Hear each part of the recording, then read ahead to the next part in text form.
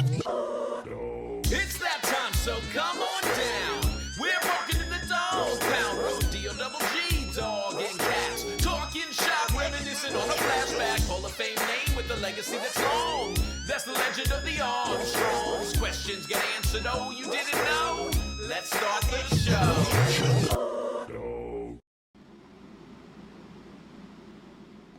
Welcome back to the show. It's Road Dogg and Casio, and you're listening to Oh, my bad. I thought man, that's the story of my life. I'm always inserting myself too quickly. Early? Sorry. That's my bad. Well, I think you hit the right spot. I tried to freelance there. Oh, were you? Say were another you going edition freestyle? of No, that's you hit on the me, right though, spot. dog. That's on me. I should have worked off of your timing, and so that's on me. We'll get you know it what? together. Here we go. Take 2. Welcome back to the show. It's Road Dogg and Casio, and you're listening to another edition of Oh, you didn't know? Yeah. Your ass better call. Sorry. Do See, it, and then I Do it. overstayed my welcome. So No, that's what they beg for every time. who begs for that? The people. Those people. The people. Road Doggians. Dog, Yes. before we get started here, coming up in just a few days, my friend, Money in the Bank is on July 1st. Seth Rollins will defend his world heavyweight title against Mr. Fergal McDivitt. Fergal McDivitt. And hey, everybody knows that I'm a Fergal McDivitt man. And- so if you're a betting man, put your money on Finn Balor. And Cody Rhodes will take on Dominic Mysterio. Oh, yeah. Look, that's That's this babyface match- and heel if I've ever heard Yeah, it. this match writes itself. Don't overthink it. But man, yeah, it's going to be a good one. And then Talk men about and crowd women's. participation. Oh, yeah. Yeah. And then men and women's Money in the Bank matches, all from O2 Arena in London, man. Can we say sold out O2 Arena in London, because it is and has been. And that's just screaming business is hot. You know what I mean? Like it's a great card. I think it's one of my favorite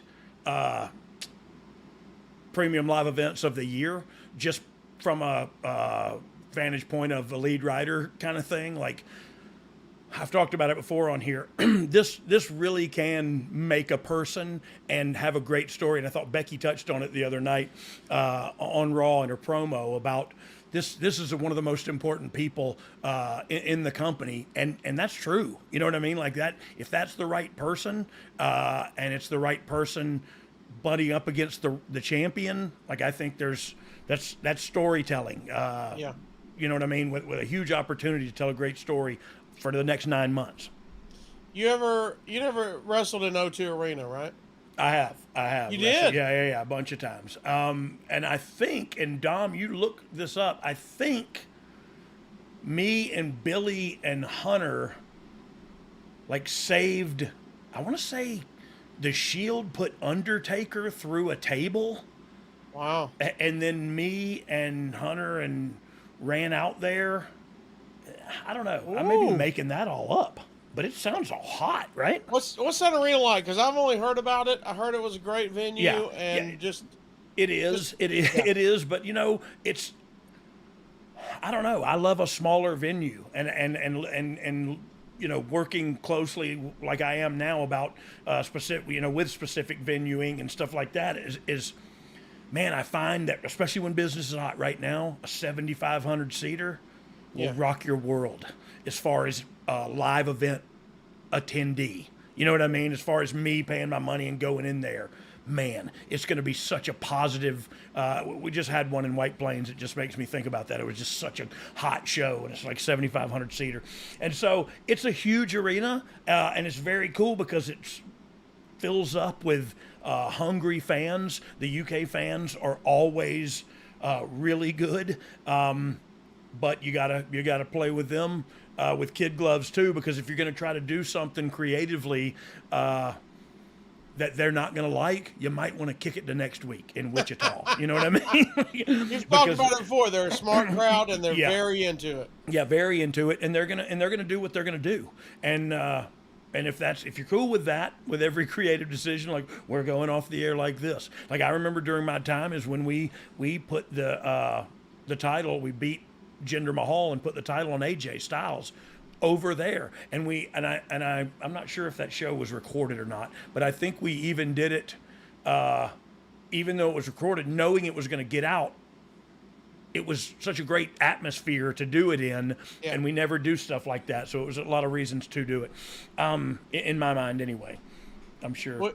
Look forward to that. We'll all be watching that premium live event coming up June 1st, Money in the Bank from the sold-out O2 Arena. Yeah, thank you. In London. Now, I don't know how we're going to fit, but let's me and you squeeze our way into the Wayback Machine, dog. Ooh. And look back 25 Maybe years if you put ago. your head this way, and I'm not sure. We'll work on that during the commercial break. You know, it's like when you get through camping, you're like, how did the tent fit in there before this? Because it doesn't go now. Right. But we're gonna squeeze in. We're gonna hop back 25 years to one of the most memorable That's a quarter times. of a century. Doesn't it make us all feel old, by the way? I think back, it's in my head 25 years ago is not where we're going to talk about. It's like the 80s. You know what I mean? Yeah, yeah. And it's not. It's 1998. It's not. It's almost 2000. Right, yeah. I'm like, okay. But as we look back at one of the most memorable times in WWF's history, DX as baby faces on TV, following their invasion of WCW, which we covered in the archives. And now it's DX feuding against the Nation, dog. We'll get to that in just a little bit, but I want to start off by asking, was everyone comfortable here switching over to babyface? Yeah. You know what I mean? Like, I don't think we really switched anything. I think we just kind of were doing what we were doing, and it was kind of the bad. Look, it was just like Austin too, right? Austin was not a babyface during this time that he was the biggest babyface in the history of the, you know what I mean? Whatever, arguably in the history of the industry. But it was that time in social in pop culture. It was the time of the bad guy wasn't the good guy anymore. The good guy who used to just be helpful to everybody and you know what I mean, and try to do his best. And that guy wasn't a babyface no more. Now it was the guy who said, "Suck it," and "Hell no," and whatever. You know what I mean? Like now the guy's kicking his boss in the Yakamini plats and hitting him with the stunner. You know what I mean? So so that I don't know that we were heels to begin with and turn face. I think face. I want to drag myself out of the seat and kick myself in the nose right now. Turn baby face. It's one of my pet peeves. Turning face or just baby face in general? No, just saying face. Like, I don't know. That drives me nuts. And I just did it, so I don't know. I'll be sure to use it 7 more times for you. Hypocrisy. That's a new song I'm writing. I like it. What were we talking about again? How about you, babyface? But it seems like you're saying it was more organic. Yeah, we didn't switch. The crowd switched, not you switched. Yeah. Well, look, I think it was. I don't know which came first, the chicken or the egg, but I think it was the time. It was the time where if you were a real good smartass, you were the babyface. Right. You know what I mean? And that's totally ass backwards from anything I'd ever been taught or saw on television or watched in movies or like, look, I understand every now and then the Hell Racer or whatever the guy, Nicolas Cage with his head on fire and the motorcycle. What was the movie? Oh, you don't know either. This? Ghost Rider. Thank you, Dom. Yeah, I knew it too. But Ghost Rider, like that. Okay, that guy's the anti-hero or whatever, but that's a super. Like I don't know. It didn't work for me as a when I was younger as a babyface. That's not what a babyface does. But during this period of time, and like I said, in society, in America, and I guess globally, because it caught on everywhere, was if you're a real good smartass, I like you. You know what I mean? Yeah. Oh yeah. What do you think about your act? Did it play better as babyfaces, or was it just that was the time? Well, look, it was the time, and I think we were swimming upstream either way because they started to really like you. You know what I mean? Like then you're just like, well, now we're just trying to be mean to make them not cheer. You know what I mean? Like now we're just going, yeah, your city sucks or some cheap something. You know, trying to. And so I don't know if we played better or worse. We just played we played to the crowd. You know what I mean? And one of the ways that you played with the crowd then was to ignore them and treat them bad. You know what I mean? Like tell them to suck it and stuff like that. And they go like, okay, yeah. And so it's crazy as it seems, like it was the anti-hero. It was the time of the anti-hero, man. And that's why DX turned it. And we were good, entertaining, I think. Anyway, I don't know. Well, this plays into it a little bit. On the road, you're still wrestling LOD 2000 or DOA, since they are both technically babyfaces teams. It's reported that you guys are still working at heels. What do you remember about this time? Yeah. This is, like you mentioned, the era where the heels will get cheered for working heel. Look, is this tough adjustment, or you just played with what the crowd was going with? Yeah. I will cover that by covering something that's very relevant right now. The Usos. You know what I mean? The Usos go out on a live event, and right now they're going to work with a heel team. You know what I mean? Or a baby, like, wait, what? And so you got to kind of figure it out. So this was the transitional period for us where we're still working babyface teams on television, and our entrances were getting pops, but we got to do something until you find out, okay, this won't work anymore. They're just rejecting it. And you get 6 months of live events out of it until you go like, hey, we got to start working. You know what I mean? Sure. Like this is getting old.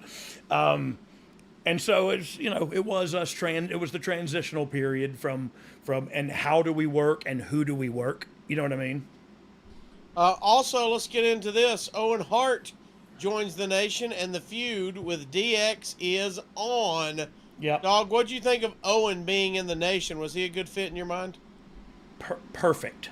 Like it was it makes perfect sense. Yeah.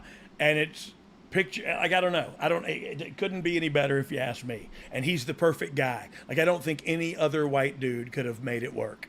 And I think, and that's just the truth. And I think Owen's the one guy that could. All right, before we get into the timeline, we've set everything up, dog. We got to get in our special segment that we try to do every show here at the beginning. And that is our meme of the week, baby. I read it on here, and I thought you were talking about my grandmother, Mimi. And so I didn't know. Meme of the week. We'll do that segment too and have it every time. Okay. But we're going to do meme of the week. We have no idea what's about to pop up. Our producer Dom's going to sling something at us. I should put my glasses on. Yeah. Let's see today's meme of the week. You need help with your computer? Just press F5. F5. Look at tiny Brock Lesnar. Oh, look at him. Lil Brock. He still looks like he's on the verge of kicking some A, doesn't he? He is about to just snatch me through my MacBook and just chunk him. Yeah, I hope it doesn't get back to we were laughing at a picture of him. Yeah, I wasn't. I didn't laugh. I hope you know that, Brock. I did. That was on me. Yeah, Brock. I've been F5'd, and that's the difference. How's an F5 to take? Well, I'm going to tell you a little secret that not a whole lot of people know. Okay. For one thing, when you are snatched into the arms of Brock Lesnar, you are being held by a man. I would dare say all man, and maybe then some. So as you get yanked from your prone position on the ground, literally with no in between, you're prone, and then all of a sudden you're prone over his back. There's no like helping stand up and jumping with him and timing the jump properly. So you just go from there to here. And for me, I was a little trimmer then. I was not a lot trimmer, mind you. But when I landed, I tried to just take a flat face bump. But I guess my arm and his arm were, I didn't turn my head when I landed. So I landed right on my nose and my nether region, like all hit at the exact same time. Because I think they're same distance. Right. from the Close, anyway. they're From the, close. yeah. So anyway, it hurt in two specific areas, and you just know, like, holy mackerel, I don't want to ever feel him, because he was not in aggression mode, and you Right. can tell when he goes into aggression mode on TV very easily when he walks away, and then you see him look back, and you go, oh God, don't go back. Don't go back, dude. And you just don't know what's going to happen then. You know what I mean? And I'm talking about everybody in the arena, including all production. And you just go, oh God, don't. Somebody stop him. Somebody stop. And then you see like Adam Pearce going like, hey, whoa. And He's not going to stop him. yeah, whatever you do, don't try to stop him. Terrifying individual. All right, let's get into the timeline here as we talk King of the Ring 1998. On a Raw in Nashville on May 18th, you and Billy defeat The Rock and Owen after Farouk interfered and pile drove. Is it pile drove or pile drived? I don't think it matters. Okay. I'm not sure it's a real word. I'm not sure. Pile drove, either one. Pile drove Rocky. Rocky, by the way, is only about 2 years into the business at this Yeah. point. Where are you at on his potential 2 years into the business and this feud is starting? Yeah, look, he always had potential, and I knew it when he was Flex Kavana in Memphis in USWA, and he had everything you would need. You know what I mean? And he was a good looking dude, and he was big, and he was athletic. So yeah, I always knew he was my competition. That's what I thought. Mind you, he didn't look at me the same way. All right, let's get into the next night. Raw is taped from Providence. This is from our friends over at the Torch. Rocky said before his... our friends, you throwing that out there, kind of. Yeah, I like all of them. Rocky said, you know them. Rocky said before his match against Hunter, the entire world wants to know exactly what The Rock feels about the new wonder drug, Viagra. Well, The Rock feels like this. Since he has absolutely no need for Viagra, he cannot comment on it. It seems you and DX have a little thing going with your anatomy.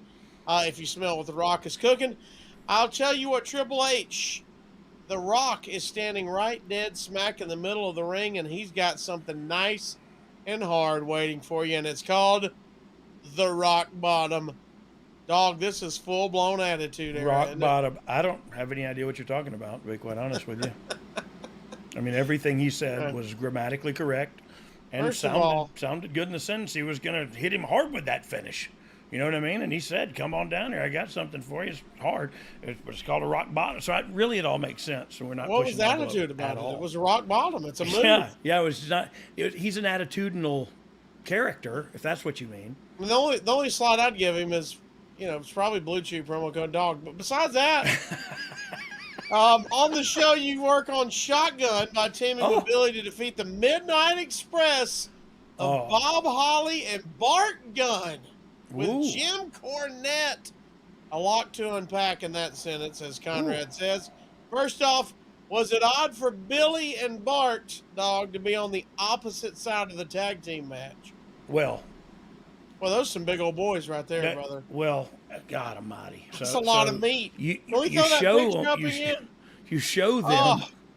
Yeah, you show them, and I don't remember being as scared as I am right now, but I think I had to have been. So when you ask about how Billy felt, I don't know, or nor do I care. I was just trying to survive out there, because if we were the babyface and we were probably the main event of that show or whatever, because it was one of the underneath shows and we were just now getting started. So, or I guess we've been going for a while. I don't know. But those two guys were going to get the heat on me.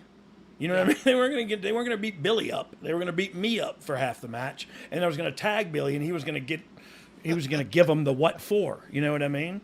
And so yeah, I remember just being terrified. I was always scared to death of Bob Holly. Bob Holly is dead gum spark plug for a shoot and an wild athlete and he could just beat you up and you just don't even know I didn't even know who was fighting. And Bart, well, I mean, look, unless you're Butterbean, you ain't beating him up. By the way, great. Yeah, so I was scared. I was scared of those two guys, and yeah, it probably was awkward for Billy.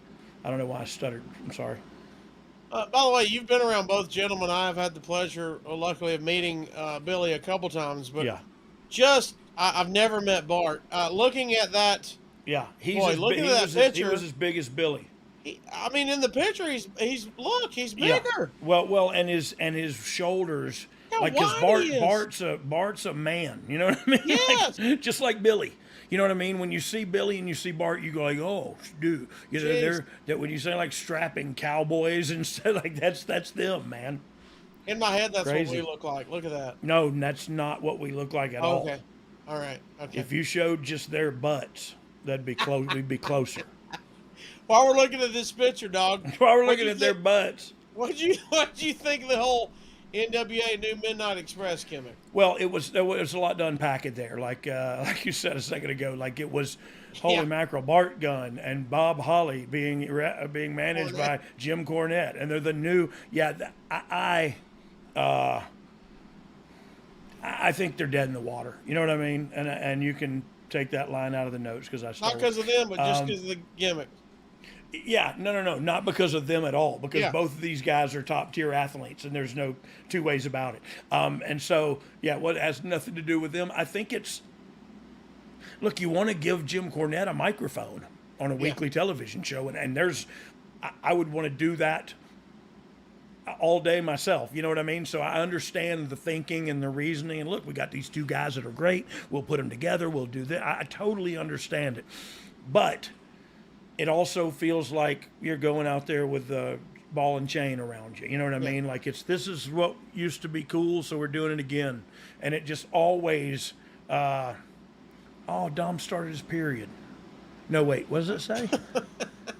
Oh, I'm sorry. Yeah, that time period did for the Attitude Era. The Attitude Era, right. And look, there was also the Attitude Era, though, was a strong love of traditional wrestling. You know what I mean? Like it was there was a very ECW and these very tight-knit wrestling communities that were in different regions of not only the United States but internationally that loved that too. You know what I mean? It was almost like some of that went into creating the Attitude Era. And so I think there was people that loved wrestling, so it was worth a try, I guess is my point. And Dom, congratulations.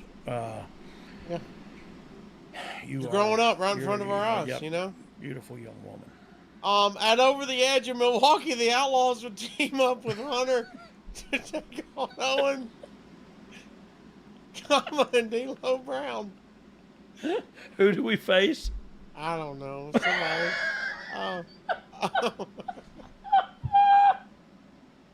I don't know. Owen, comedian. And D'Lo Brown. They beat you guys, the New Age Outlaws, and Triple H in 18 minutes and 33 seconds. Come on, Mustafa. And D'Lo Brown. We beat them down. So do we beat them, or they beat us? Oh, they beat you. This from the Observer. We're going back to the Observer. What did our friends over at the Observer say? Quote, a disappointing match with the son of a bee sting. With the exception of the performance of Hart, who was good, Owen. And Brown, who was good in spots. Triple H was the only wrestler the crowd reacted to as a star once the match started, although DX got a huge reaction for their ring intros and entrance. Dog, let me ask you this from that perspective. Was it tough sometimes to get this big, gigantic reaction in your intros and your entrance and the crowd's hype then, and then you got to get the match going? Well, not one time in my whole entire life did I ever say, hey, let's just not do the entrance stuff. Okay. I don't want to take away from the reaction and You know what I'm saying? Like Right. if you went back right now, would you remember how I threw a drop kick, good or bad? No. You'd probably guess bad, but I mean, but I you know the wouldn't intro know. every time, though. Every time, bro. Every time. Wrestling's just wrestling. If you don't care who's wrestling. I just made that song up. Here's what the Rolled right observers off the tongue. did. It was a solid jam.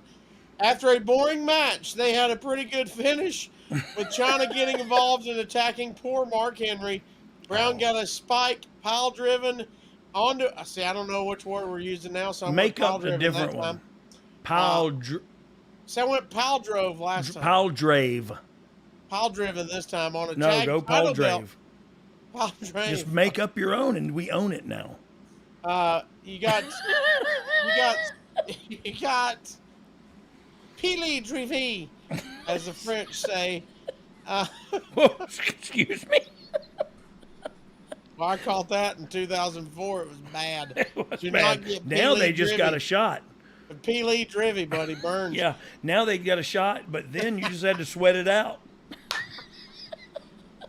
I didn't shore leave.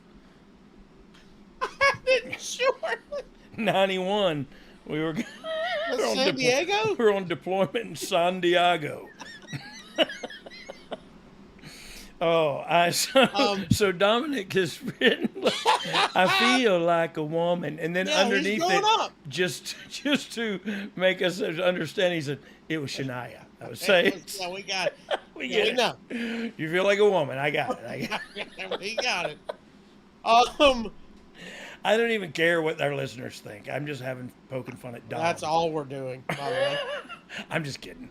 I almost care. Let me I almost finish care this what they sentence so we can set up our next segment real quick. think. Okay. Brown got Pile Driven onto a tag title belt by Triple H and Gunn, but was saved. Hart used Helmsley's own pedigree on him. The title belt, and then he got the pin. Ooh. Dog, 1.5 stars. Yeah, we're moving on up.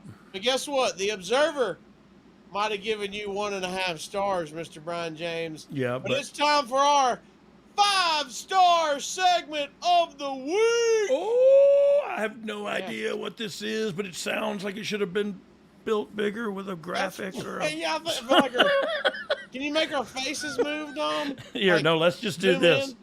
in? 5-star God, I'm gonna- segment of the I'm gonna throw up. week. I'm gonna throw up from looking at you doing that. Okay. And when you come at the camera, don't open your mouth. It was a bad. It was Open weird. your mouth. Yeah, I mean, I'm telling you personally, don't do that. Okay, now. It's weird with my mouth closed. Which way we going? We're going our 5-star segment. Oh, of the 5-star week. review. If Shania D'Angelo will throw Yeah, that 5-star rating up, review. it's our 5-star review from Apple Podcasts. How about that? 5 stars by Bubba J36. The Road Dogg, the real Double J, whatever you want to call him, is a wrestler that captures your attention using humor with a twist of straight-laced intensity. He gets his stories and points across. He's a man from a great wrestling family. His stories, especially involving his family, are a great listen. 5 stars from Bubba J36. Wow. Well, Bubba J36, a.k.a. How about that? Mother.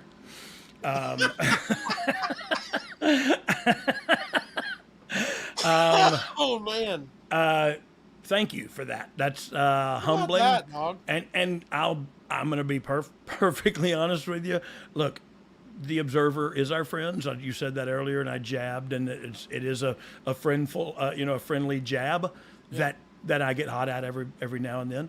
But they do what they do, and so we appreciate them. And where was I going with trying to make up with those guys? 5 stars, 1 and 1 Yeah. stars. I wanted to kind of make up with those guys before I buried them again. Well, no, you accidentally buried the torch. We were good with the torch. Oh, You can still are we? bury the Observer. Yeah. My yeah. bad. My bad. We're not That's friends my- with them. That's my bad. They don't like us. We're not like them. Well, It's my mutual. point about it all was that review, 5-star, 1-star, 7-star, 33,000 It stars. was 5-star. That one, it hits me in the heart, and the guy goes like, "Yeah, I like listening to you." And that's like, oh man, that's cool. You know what I mean? Because I can't imagine that, for one thing. And to hear it and to hear the guy likes the show, you know what I mean? That's really cool to me. And if this other guy doesn't like my wrestling match, you know what I mean? Like that's, I don't know, it's different to me. Like these are my stories in my life, and it's interesting to this guy. That was my phony baloney wrestling life that, I don't know, you spend your life critiquing? Yeah, All by right. the way, All you right. can tell that guy listens because I believe you said you do humor with a twist of intensity. Yeah. Which Is twist that, of intensity was Fergal Medivic's finisher. You remember that? The old oh! twist of intensity. It was the twist of intensity. Hell The TOI. I think he said the toy. I hit you with me toy. my little toy. But you want to get hit with me Poke toy? your eye out with this toy, you son of a... Aye, laddie. I'm Fergal McDiva here. Anyway. All right. Hey guys, Tony Schiavone. Need to call a timeout real quick. Wanted to tell your listeners what I've been telling What Happened When listeners for a while now about all the cool things happening over on adfreeshows.com. On the debut episode of The False Finish, Chris Harris talks about his successful TNA run as one half of America's Most Wanted, and his not so successful run in WWE as Braden Walker. To be honest with you, I wanted out. I mean, it wasn't, I was saying the right things to Johnny, like, hey, I'm going to make this work. But inside I was thinking, I hate this fucking place. It's broken me down. It's made me not love wrestling anymore. That's kind of when my drinking took a bad turn. And I really needed out. Buff Bagwell joined Ad Free Shows members for a live Q&A, talking about his road to recovery and sobriety, and recovery from a broken neck. We took an angle between me and Rick Steiner that could have been a unbelievably long angle, and they took that and just made it into a one-night match on Nitro, which I lost my debut match back with a broken neck. Who I booked feel like that that was a shit? bad call. Who booked that shit? That's just a small taste of what we got waiting for you. With 4 levels to choose from, see for yourself why Ad-Free Shows is the best value in wrestling today. Sign up now at adfreeshows.com. What are we? all right. You said segue into our next segment. I don't know. Did we do it That already? was it. That was the segment. 5-star Was it five? review. We need a song that I'm willing to lay down some tracks for, and Okay. we need We need Dom to make our. yeah. Dom, do that move where our face like pops up. Do the move. He can streak at this point, dog. Raw is defeating Nitro pretty consistently, but not like Nitro had done to Raw. No, Did the- not like that. No, Thanks for no. bringing that part up. Did the locker room feel the pressure of the war, or were you? You've said it before. You were focused on Yeah. you. Yeah, and I know fans pay attention I to it, don't but know. you I guys think have I to focus honestly on think your own week. Yeah, I honestly think the fans made more of it than the boys ever did. And now that it's happened a quarter of a century ago, you kind of get into, well, that's what I remember from that time, was how the strict competition it was. But truth be told, like, I was the road dog and Booker T was in WCW and being the champion, and then he came there and I was friends with him 20 years ago and I'm friends with him now, and you know what I mean? Like it was there's not a lot of competition in between the boys. Now look, I don't know. I don't think there even was in the boys, because I think the only ones that could have had any heat would have been like the Clique. You know what I mean? Because Kevin and Scott were over there and they were kind of in the office. And Sean and Hunter are over here, and they got influence anyway, you know what I mean? Sure. So I think everybody was friends, to tell you the truth. Now, from a business standpoint, I'm sure it was, cutthroat business strategies and deals going down and doing everything they could, scratching and clawing to beat them in the ratings. But I don't know. I don't think it matters if you beat them by 2 or 6 or 10 or 12. If you win, you win, right? It's like a victory is a victory. But you can type that second sentence after it if you want to and go, but not like WCW beat them. Remember that whooping? Right. But also, take that out to your point, and you mentioned it before. Man, when you're going to the ring and it's time for you to go, you're not thinking about a ratings war. You got to do your job regardless. Yeah, and I also have to try to like be the best performer. I guess that's kind of what you're saying, but I got to be the best performer I can be. I got to go out there each and every night and deliver like that, like we're doing on TV, because we're doing it 300 days a year. You know what I mean? And so, I don't know. It ain't easy. And the only way I got through it is by drugs. No, I don't know. You weren't waking up the next day going, let's check the ratings to see if we won. It was negatory, good buddy. Going. Negatory, good buddy. Is be where can I get some steak and eggs, good buddy, and maybe a ride to the building later. Knock on my door. Let's continue on the timeline. Raw from 6/1/1998 in Chicago. The Torch says they showed a fun skit with DX interrupting a Sable photo shoot. What? And sprayed her with super soakers, dog. That ain't true. We squirted with you with a water gun, nerd. It's just like a The scene from Oz. Oz? That's so good. I mean, it didn't show that part. Didn't show that part. There's been a lot of talk about Sable on her backstage and how she was to work with. Dog, from your point of view, what were your experiences like with Sable? Always pleasant. Okay. Honestly, it was always pleasant. Like I didn't work with her that much. And I'm gonna be honest with you, I definitely didn't work with her one-on-one ever. You know what I mean? It was always either, and truth be told, I don't know that I was ever, other than that time, I don't know that I was ever in another scene with her. Okay. And that's just the truth. I can't speak to that. From your view, everything was great. Gravy, chocolate gravy. There we go. Oh, here we go. That later that night, Here we go. Come on. Rocky Maivia, maybe you've heard of him. Owen Hart Rocky Maivia. and D'Lo Brown with Mark Henry and beat Hunter Hearst Helmsley and Road Dogg and Badass with X-Pac and China at 10 minutes and 30 seconds. Badass pinned D'Lo after a pile driver at 1:30. Rocky pinned Road Dogg after the rock bottom at 2:23. Owen Hart pinned Gunn at 3:30 after a spinning kick.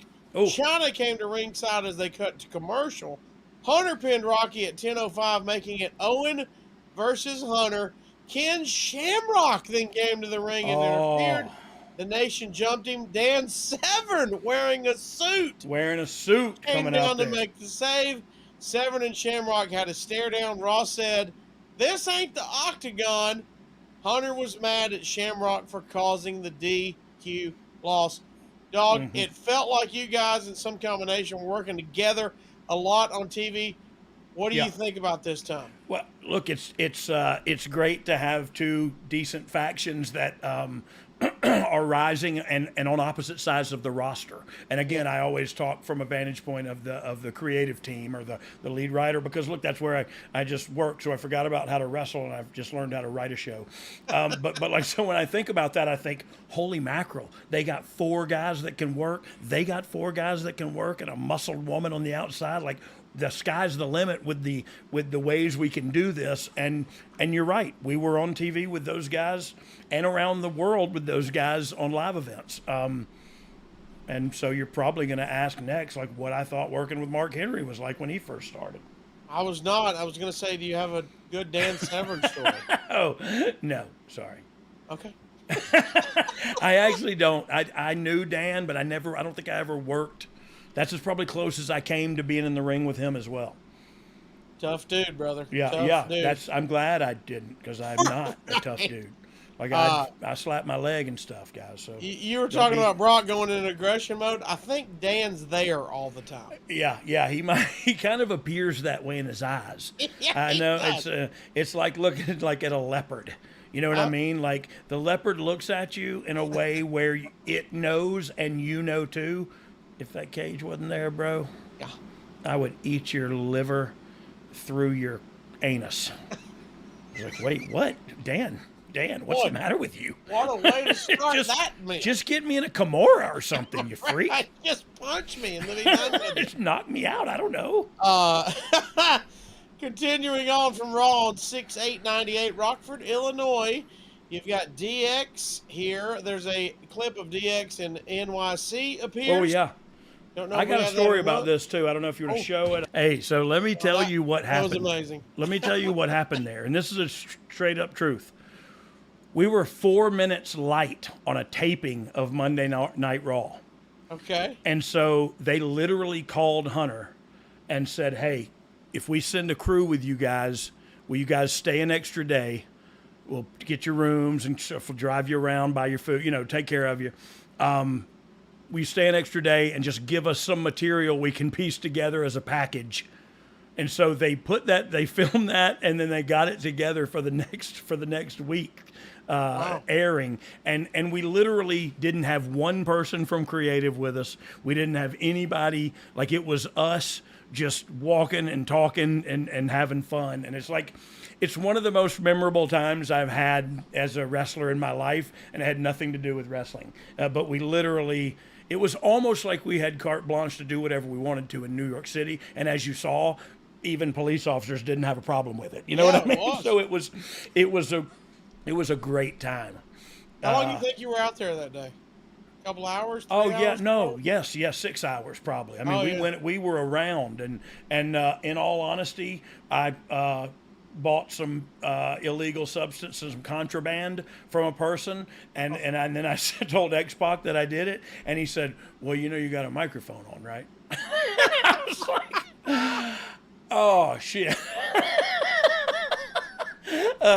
So I didn't curse there. I stopped before the T. But I did curse then, because I thought, like, great, now everybody's going to know and want it and want to share it with me, to share it with them. Right. Not that I'm going to get fired. No. I'm not sharing. Oh God. By the way, those were the good old days? Question mark. You won't say it, but you got a lot of the lines in on that too.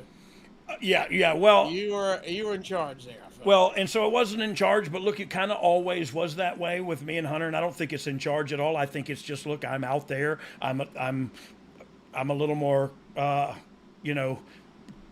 eager to jump in verbally and not scared to make an idiot of myself, I guess, is the truth of it. You know what I mean? You just go out on a limb. And look, I don't think Kiddo is known to be a talker, and Billy ain't either, even though Billy always got the short end of the stick because he didn't get a chance to talk. He actually was pretty good at it. But yeah, it was me and Hunter kind of thinking and going, what if we said this? What if we did this? And so we just had fun, man. We just had a good time, and that was a perfect opportunity for me to say, like, that was really fun to me, and I'll remember that forever. Like, I think those guys will too. And it really had little to do with wrestling, more about hanging out with my buddies, and you know what I mean? Like, we really didn't talk about SummerSlam that much. We were supposed to be selling it. No, that was a lot of just having fun. The torch summed it up, basically what we looked at, but I just wanted to get this in. I love at the end, they said the segment ended with the crowd yelling, "Suck it." Very good hip segment. You guys were hip, dog. Oh, yeah, thanks. Did you get recognized a lot? I know we saw some recognition, but was there more? Was it a lot of, Yeah. hey, that's DX? Yeah. Well, look, New York is a wrestling city, no doubt about it. And we were all out there, 4 big white guys walking around in DX shirts with a huge woman in a purple bodysuit. You know what I mean? Like, it was, Sure. we drew the attention to begin with. And so, yeah, it was like, holy crap, those are those guys from TV. You know what I mean? So a lot of people knew Suck It, but didn't know who we were. So it's, it's Later, universal is what I'm saying. Yeah. Suck It. Later, DX came to the ring into their usual very over catchphrases. They cut away from Road Dogg crawling under Hunter and pointing at his crotch when Hunter said, "Suck it." Oh, well, why? Ross said, I wanted to make sure they knew, like, look, it is very vague. You know what I mean? What is it? you were dialing it in for him. I was just pointing, like, Yeah. You were and they helping. didn't show it. Ross said, "Next thing you know, they'll be doing Nike commercials." Does that even make sense to you? No, Like when I just read do that it. earlier, I I don't thought know. like, okay, I guess. I don't know. LOD with Sonny interrupted DX and came to the ring. Ross addressed Sonny's affiliation with LOD, saying he doesn't know the full story, but she brought them back together. LOD demanded a title shot. DOA came out and demanded a shot. What? And Sergeant Slaughter ordered a triple threat match. Slaughter? What's he doing out here? While we're here, dog, we haven't mentioned her much. Sonny, what was Sonny's situation at the time with the company? Do you know? I do not know. Okay. I will say this on Sonny, and then we will move on. I was friends with Sonny, like I was in Smoky Mountain. I met her. I knew her all through her times. I feel bad for her now because I've been where she is, and it's hard to get off of that vicious, merry-go-round. I started to watch the Vice TV thing. The Dark Side of the Ring. Yeah, and I couldn't watch it because I liked Chris. I saw Chris. I was working with Chris closely, like the last couple of days of his life, and so I liked both of them, to be quite honest with you. And I knew what she had been through and what I knew what she was about, and I knew what he was about, and I liked them both, to be quite honest with you. I turned it off because I'm not watching that. You know what I mean? Like, I don't know. I don't know. Sometimes it's better not to know. You know what I mean? And I don't know. I could get off on a rant on why Vice is going out of business, but we won't. Well, you already lived that trauma. I mean, for us, Yeah, I did. That's human nature, the I lived peeking it in. But with- for I you, lived that it was with- real life trauma. Yeah, I lived it with them. I lived it with myself. I'm gonna tell you a true story right now, and I hope it ain't ill talking about it. Me and Chris Candino, first person I ever shot up Newbane with. You know what I mean? And it was a drug, but it was me and him and look, I hung out with Chris a lot. I loved him, and I still do. And so I'm not gonna watch people try to get ratings off of dragging his life through the mud and her life through, you know what I mean? Like, she's done well enough on her own, and he doesn't deserve it. Let's go back into the timeline then. New Age Outlaws retained WWF tag titles against LOD and DOA. We beat both of them. You guys look so stupid now. Both of them. Gunn and Road Dogg were tagged in to face each other, and Road Dogg laid down for a Gunn pinfall. Ross said the Outlaws were smart. Hunter and X-Pac stood on the stage and held up signs such as "Suck It," "Down Where," and "Where's Rocco?" This is one of those finishes that makes a ton of sense, dog. It makes a ton of sense. I'd love to say me. Please say you. Please. Okay, me.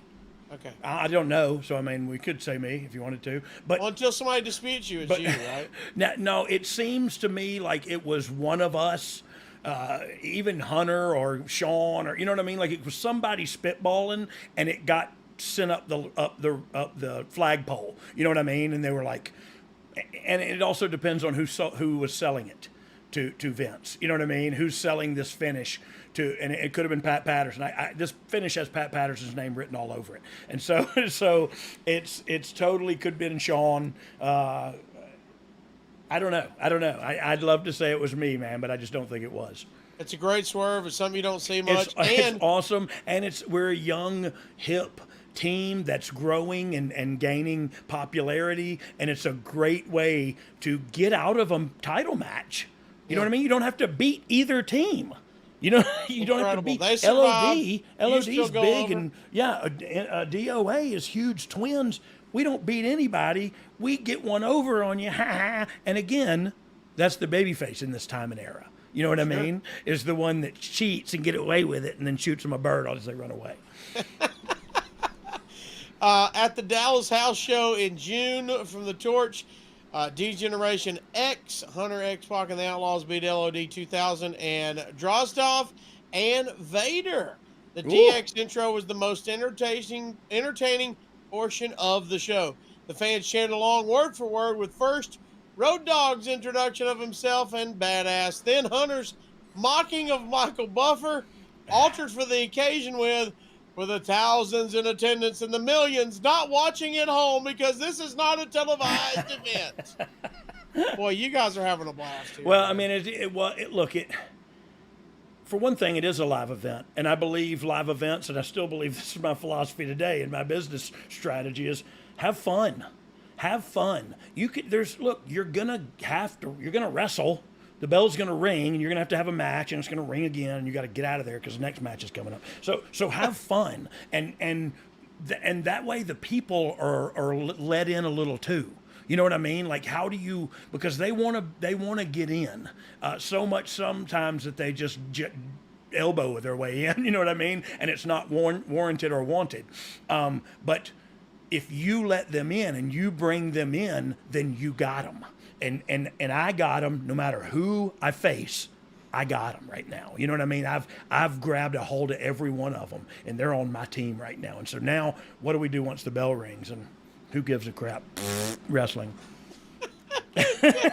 I'm just kidding.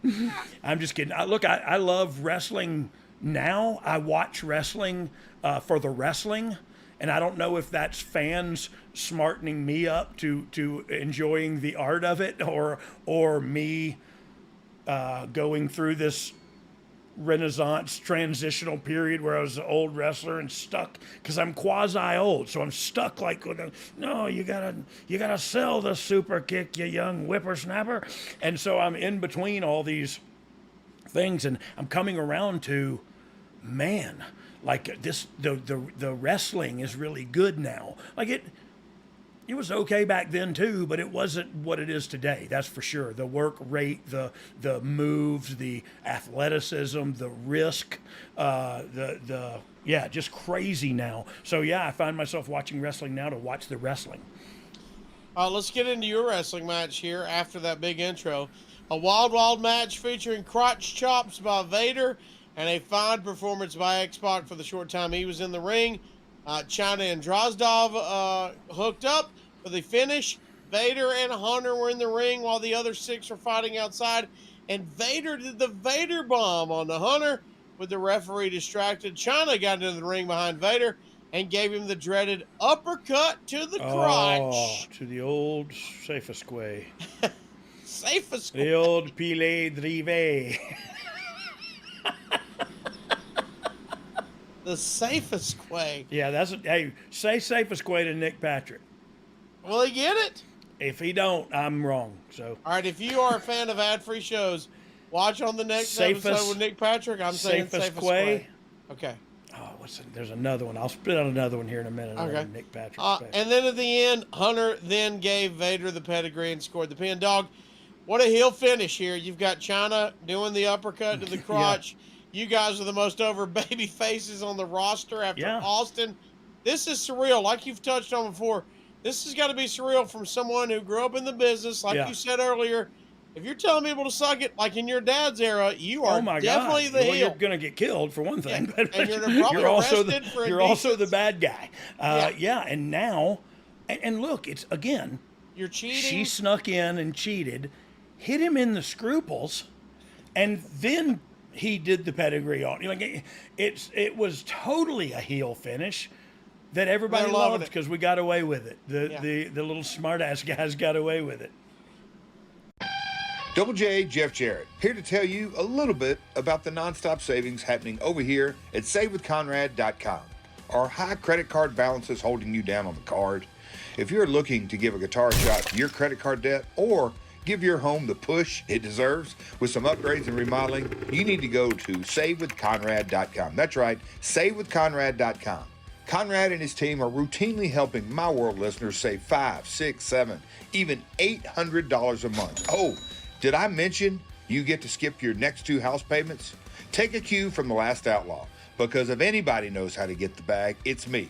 Strut on over to SaveWithConrad.com today and see how much money you can save for free. That's right, it's SaveWithConrad.com. NMLS number 65084, equal housing lender. Woo! Why did Vader, you think, never become the big monster everyone expected him to be in the WWF? I honestly think it was time. Yeah. Time, and when I say time, I just mean his time had passed, kind of. Like, he was still a big, bad monster, but he wasn't Vader fighting Stan Hansen.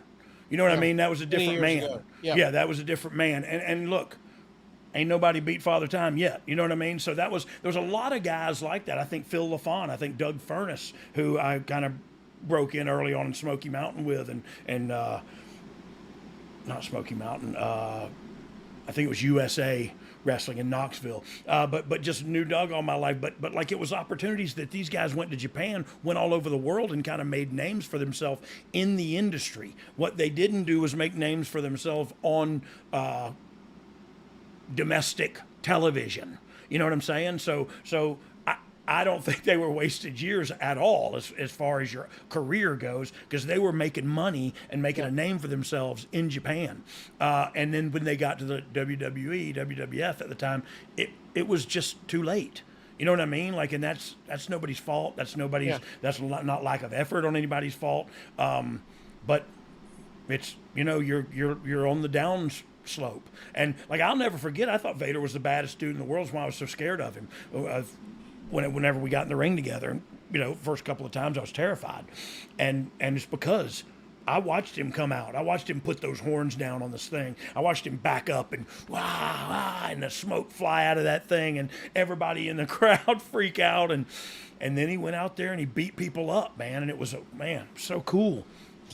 I don't know the timing, so apologize for asking the question. Just my naivete and ignorance. Yeah. You but speak French prettier than a $12 hooker. Aldry V and what is it? Sefescu? What'd you say? Sefesque. What was the other one Nick would say? Where were you when Orndorff and Vader fought? Were you there? I was at, a funny story, I was at Rick Steiner's house with Jeff Jarrett, and I think Nick somebody called. Nick was there. Yeah, Nick was there. Nick told the story. Scotty called Rick, and me and Jeff were at Rick's house. Long story. We had said, "Holy crap!" Trashed the car. Yeah, we all were like, "What? What happened?" But look, Paul Orndorff was a man's man. Sure. And never nothing but. You know what I mean? Like it wasn't surprising that Paul beat him up. It was just surprising, really, that a guy in the office beat up one of the guys. It happened. Yeah. yeah. And so it happened. Yeah. The fact that it went down. I honestly, my dad was like, yeah, but Paul Orndorff was a real deal. You know what I mean? Like he was a bad dude. I mean, yeah. I mean, look, especially for people my age, man. You talk about let's design a wrestler, create a wrestler. Yeah. That's the guy you look at. Yeah, Paul Orndorff, he just looked perfect, man. Well, I mean, think about it. There's a reason he was there, standing next to, Mr. T and all this. You know what I mean? He was right there in it all because he was the best heel. He was a monster. Incredible. Dog, as we continue, let's take a brief second to say hello to our friends at AG1, buddy. Ooh. They are good friends of the Oh You Didn't Know podcast. They want to take care of me and you, dog. They do. And I'm happy about that. Yes. Their mission is to empower people to take ownership of their health with a simple, daily, foundational nutrition habit. And that's what makes AG1 easy. That's what I love about it, dog. Yeah. It's easy, it's simple, it's quick, not a lot of movement. We got our thing, boom, we put it. By the way, we got Sometimes the AG1 I get shaker. worn out. Sometimes I get worn out shaking that thing. Because look, you have to shake it like it's... You got it, and boom, you're ready to go. I drink it straight out of the shaker. She's pouring it into the cup, but I drink it. Yeah, hey, now she's got to wash two things. You know what I'm saying? Yeah, that's what I'm saying. I drink it straight out of there. AG1. She looks like she's having fun. That was the key. Did you see her face? It didn't. Yeah, she was happy. It wasn't cringy. It tastes good. It's tropical flavored. It's ready to go. Yeah, and that's what it looked like. You said, it's what I love about it too, is the convenience. It's one scoop and it's everything you need. Go, and I've said this before, to GNC and price everything that's in there, and then tell me how much that costs, and then you're about to tell them how much AG1 costs and what all you get when you sign. Less than $3 a day. How's that? Yeah, that's half price on your coffee, but only good for your stomach. But it's just like the coffee. You take that thing in the morning, buddy, you feel unstoppable and ready to stinking go. Gives that body the nutrition it craves. And that's why Their science-driven formulation of vitamins, probiotics, and whole food source nutrients take care of you, and AG1 is raising the standard for quality in the supplement category, dog. I said that probiotics, that's a fancy word for what you love to brag about, that gut health, buddy. Yeah, well, it's from the inside out. You know what I mean? And that's the truth. And it's, look, I have to go to the gym and work out to look better, but I can just drink this one scoop of good tasting stuff one time a day, and I feel better all day. And it's already setting you up ready for the day. HQPs, dog, HQPs, high quality poops. And that's, I believe in gut health, man. And I've read a lot about it, and this gives me what I need to satisfy me as far as feeling good about taking care of my own. And it said like that, like take charge of your own health, man. I don't know if you've been to the doctor lately, but I want to take every preemptive strike I can, and an apple a day just ain't cutting it no more. But AG1 is. And so if you ain't down with that, I got 2 words for, no, sorry, go ahead with the AG1 tagline. AG1. But here's the deal. You talked about it earlier, Dog, so I wanted to make sure everybody understands. When Dog says, go to your local supplement store, your vitamin store, whatever that is, if you wanted to go out and get everything that's in AG1, you better get 75. That's what it's in there in one scoop. 75 high-quality ingredients. Don't get the cheap stuff. No. Get the high-quality stuff and put that all together. You're not walking out of there for under $3 a day, brother. No. You're taking out a mortgage payment is what you're doing. But right here with AG1, that you're going to get those daily nutrients. It's supporting your energy, your gut health, your focus, your strength, your clarity. It's right there. This everything that Uncle John needs. One scoop a day. This one little tiny step can make huge benefits in your life. So if a comprehensive solution is what you need from your supplement routine, then try AG1 and get a free 1-year supply of vitamin E and 5 free AG1 travel packs with your first purchase. Go to drinkag1.com/DOGG. That's drinkag1.com/DOGG. And check it out now. And we appreciate AG1 for being a proud sponsor of OUDK. Thank you, AG1. AG1, all right, dog. Thank you. From the next night in San Antonio, you guys... Are we not even at the match yet? We're getting close. The next night in San Antonio, you guys are all over the show. You thought you were wet before.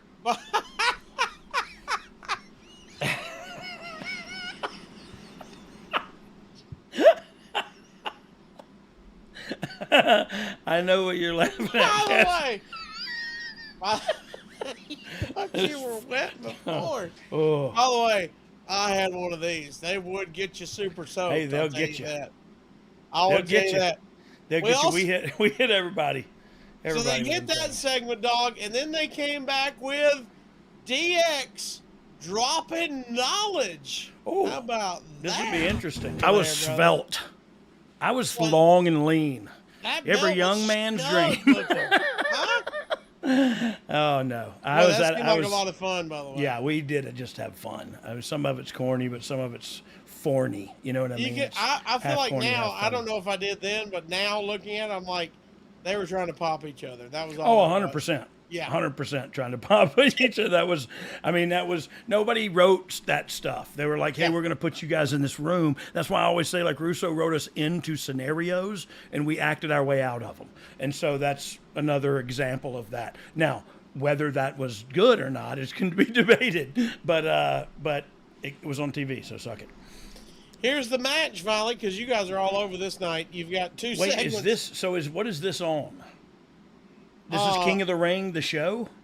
No, you're in San Antonio just doing a show. Are we not even talking about King of the Ring? Not yet.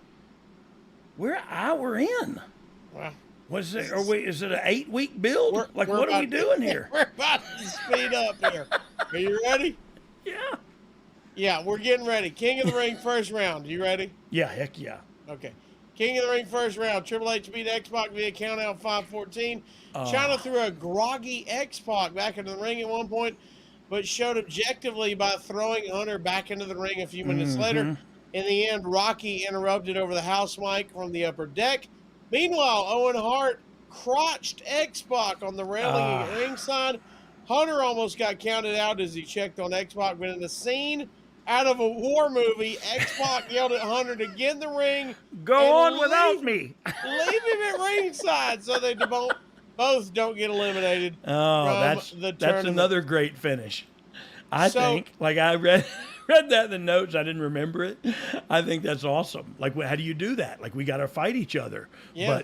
But we're in the thing. What do we do here? How would we get out of this? You know what I mean? Yeah, I'm going to compete with you, but he says, go on without me. Yeah, leave me behind. That's great. Owen Hart and Mark Henry fought Ken Shamrock and Dan Severn to a no contest at 4:37. Hunter and the Outlaws attacked Owen and Henry as DX and the Nation fought in the aisle. Vader ran out and attacked Henry. A brawl broke out in the alleyway with everybody fighting everybody. First off, Mark Henry and Vader is a lot of meat. That's meat. That's just right meat there. slapping meat. That's Big E would love that one. Mark Henry's still early on in the learning process at this time, but how was it working with him back then? Oh, he was good. Look, he was a young, big, huge guy that would hit you really hard sometimes by accident because he didn't realize how strong he was and how to work just yet. You know what I mean? So I feel like he was learning a lot on the fly here. And so, look, Mark, I don't think Mark ever took that too lightly, too, that we were in there training with him. You know what I mean? And so yeah, he was fine. Look, he'd knock you loopy sometimes, but he didn't mean to. He never meant to. Kane and Mankind eliminated Terry Funk and Too Cold Scorpio at 8:36 to win a Tag Team Royal Rumble to become #1 contenders to the New Age Outlaws Tag Team titles. Teams entered every 30 seconds. We don't see these much nowadays. LOD 2000, Kane and Mankind, Midnight Express, Headbangers, DOA, Kurgan and Golga. Yeah. Too Much, Farouk and Steve Blackman, Taka and Bradshaw, and Funk and Scorpio, dog. Yeah. Now, let me skip ahead. This match will take place after King of the Ring, but Kane and Mankind, that is quite a tag team at this time, brother. Man, what a yeah, I'd love to. It'd be that for me. That's the Bludgeon Brothers. You know what I mean? For me, that was the. How do you, if you give them the titles, how do you get off of them? And back then, I feel like we were a lot looser with the rules, and so we could have got it off of them easy. Back then, we'd have just had 7 people run in and light a fire over there, and a car would crash over here, and then you just irate the referee and pin them 1, 2, 3, and you go like, oh, that seems perfectly logical and legal. But Bludgeon Brothers, we were going like, you gotta make the tag official, and you can't double team them, and you can't. There's a little trickier. Going on. A little trickier. You'd wrestle the Headbangers on Shotgun on the same show. First of all, 2 questions. One, for listeners that maybe don't know what that term is, tell us about what working shotgun means. I don't even know what he's talking about there. I think Shotgun is a show, right? Shotgun was a show, I think. Or maybe he means working twice. Or yeah, I think Shotgun was a show that we did. So I may have had to work twice. Or you had to work Shotgun and then Raw? Yeah. Shotgun Saturday night. Shotgun Saturday night. That's what it was. I couldn't remember the name of it. Yeah, so I'm not sure. We may have had to work twice or something. Did you ever go, what are we doing on Shotgun? Or is it just, hey, we're doing what we're told? Yeah, well, we were doing what we were told, but we were also new to this. I mean, we talked about it in the archives, and I beg some of you to go back and listen to them because it's really dumbfounding to me to realize how bright but short-lived the comet of DX was. You know what I mean? So it really, we're still brand new, but we're hot. And it wasn't Hunter and DX on Shotgun.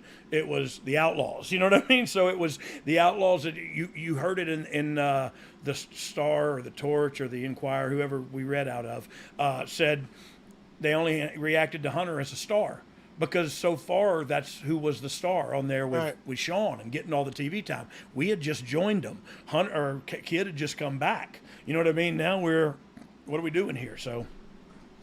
No, we were having fun, man.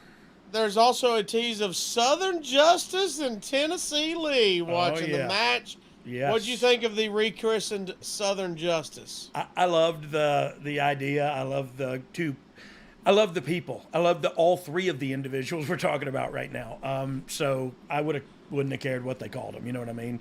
But yeah, I was just happy they were going to get back in there and be working, because I thought, great, we can have another tag team to work with. You know what I mean? Any fun stories while we're here? Robert Fuller, aka Tennessee Lee, the Colonel word. Robert Parker, buddy. Do you have any fun stories about him? No. not none. I'm telling them. That's what I thought.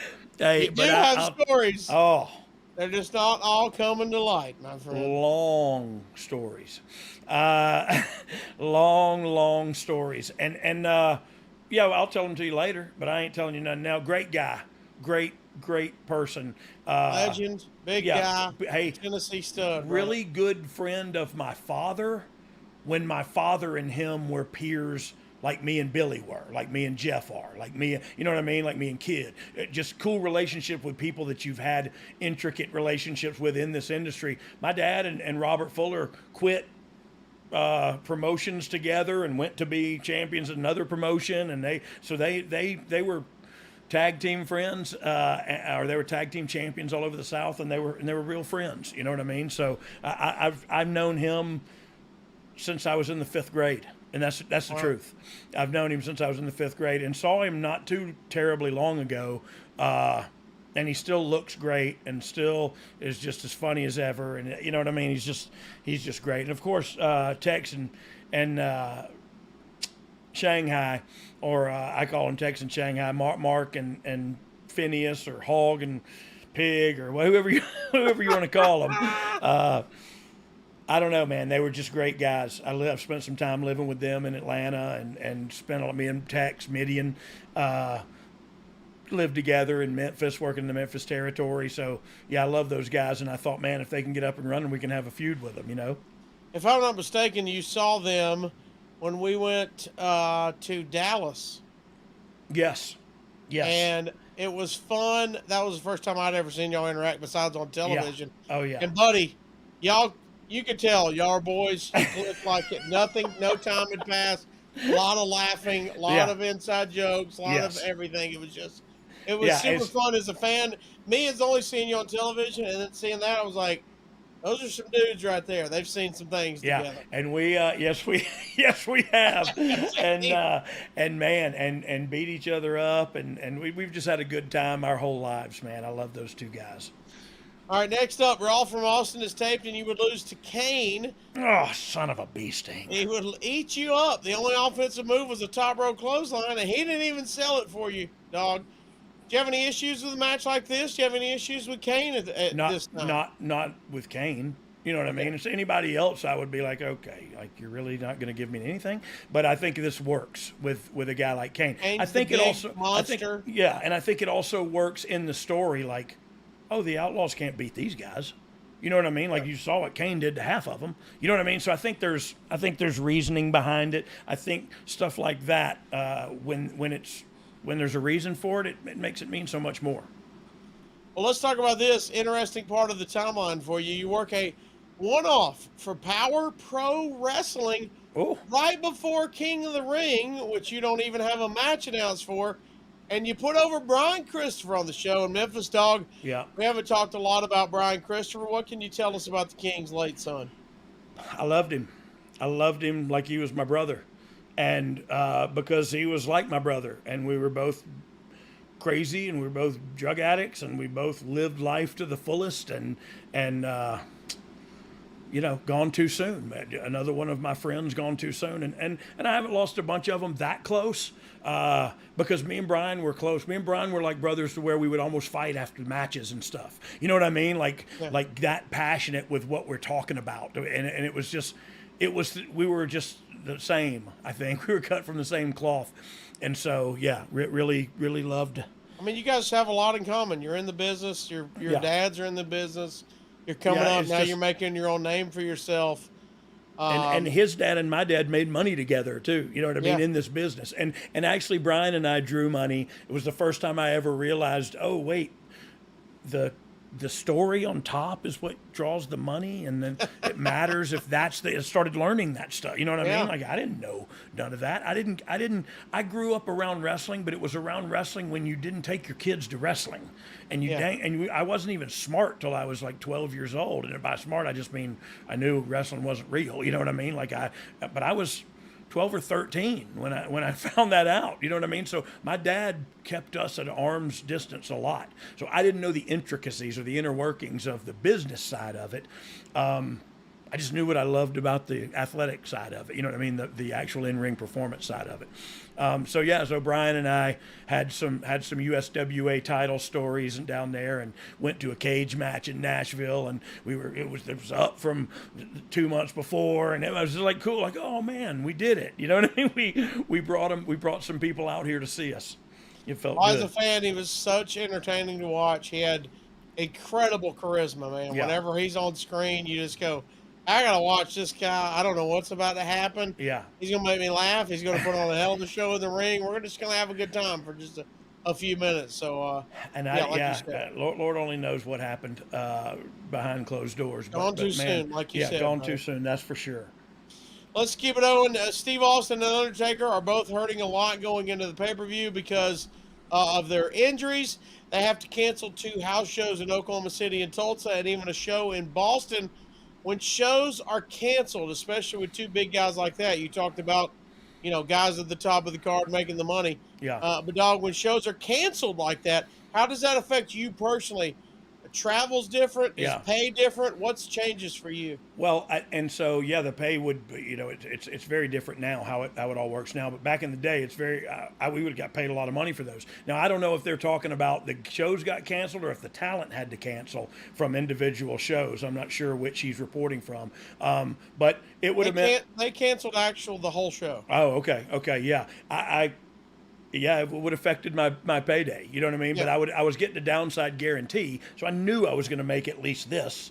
But as we work these big venues of Boston, you know what I mean? Some of those venues you mentioned would have been a really good payday for me. Yeah, so, Oklahoma City, Tulsa, and Boston. Those are big Oklahoma City would have been better than Tulsa probably, but Boston would have been better than both of them.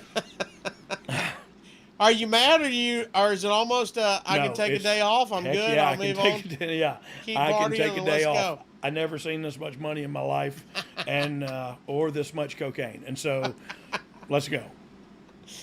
When you're not announced for the show in Pittsburgh, after that, do you take this ever as a personal insult, or was, hey, booking is booking, and I'll just keep rolling with the punches? Yeah, I just roll with the punches, and look, I would love. And this was just me, and I see people now that are successful, and it's the opposite of what I did. But, I would have loved to get to the building and find out I wasn't going to be on. You know what I mean? That's the truth. Yeah. That's the truth. That's where it might still be that way today, only I would do more constructive things with the time off I had acquired. You know what I mean? And I just said, you know what I mean, again for the 14,000th time. Well, we do know what you mean. Well, if you don't, just tell me. Well, at the show, you're not announced, but at the show, you do wrestle. And you team with Billy Gunn to defeat the new Midnight Express. Again, they were holding the NWA World Tag Team titles, but they weren't the same tag titles you grew up watching, right? Oh, different. A little different. Was it a big deal to be the WWF Tag Team Champions and working with the NWA Tag Team Champions? Because you look at that on paper, it sounds like a big deal. Yeah, but it wasn't. And I'll tell you why, because it was the wrong time to be doing something like that. And it wasn't fair to the wrestling traditionalist of the Heavenly Midnight Express bodies or whoever they were at the time. But you know what I'm saying? So it was just like it wasn't fair. And I don't mean that any cocky way. I just mean we were hot and in charge, and they were doing an act taken from 20 years prior. You know what I mean? It was totally, and so it wasn't like, oh, we're gonna win the NWA belts. You know what I mean? Like, we didn't think, like, what if they put those titles on us too? Right. I don't know. Here's what it says. says they did acknowledge Billy and Bart's former incarnation as wrestling brothers. Match was fairly solid athletically, but the fans didn't care. Only pop was when Billy told Bart to suck it. Later, Holly knocked down Billy and told him not only to suck it, but also said F you, but nobody reacted to that. Outlaws worked as the faces, and the Jams took punishment and hot tagged Billy, Yeah, imagine that. who even in his new incarnation as a star, still hasn't learned to throw a decent looking punch. Jim Cornette hit Billy with one of the NWA tag belts, but of course Billy kicked out. As everyone knows, a secondary tag title belt can't knock anyone out. That's hilarious. Cornette ran in to do the same. Cornette ran in to do the same spot a second time, but Billy got up, and China, as Cornette stalled, came from behind and gave Cornette a low blow. Both Outlaws then gave Bob Holly a double hot shot, and Billy pinned him. 1.5 stars here. Moving on up. I think last one was 1 1/3. How great, by the way, is Corny getting a low blow from China? Oh, well, I mean, just you could have stopped at how great is corny. You know what I mean? Like it's I mean, you watch some of that old stuff with Cornette, and he's too good. You know what I mean? His that came out wrong. His mouth is too good. You know what I meant. Dog, history is made later on the card, and by that we'll get into it, but it's the infamous Mankind and Undertaker Hell in a Cell match. Did you have any idea what was going on to happen later that night? Did you pay attention after the show after you were done? Did you watch it live? Yeah, I watched it. I was in the arena. Yeah, I watched it. But holy mackerel, no, I didn't know that was going to happen. Scared to death, always have been of that kind of stuff. Like it scares me for them. You know, if they're not scared, I am. Just terrifying stuff. But he was alive. You know what I mean? He came out of there and he was alive, and you go like, okay, so I don't know why he did that, but but that just happened. Well, it's one of those things we've all seen it a million times by now. Every time I still seen it, I'm nervous. You know what I mean? It's like, what are we doing right here? We're not sure. No, we're not sure. Do you remember that moment when you saw him thrown off the cage? What did you think? I thought he was going to be hurt for real. You know what I mean? I knew they had talked it through, and the table was this and that and the other thing, and I just thought like, okay, well he hit. He kind of hit like he was supposed to hit, but he also didn't hit like he was supposed to hit. So it's and how are you supposed to hit? Yeah, from falling out with a chair. 3 floors up, 3 stories high. Diving off the 3rd story of the Hyatt Regency. Y'all don't teach that to everybody at the PC? Good night, Irene.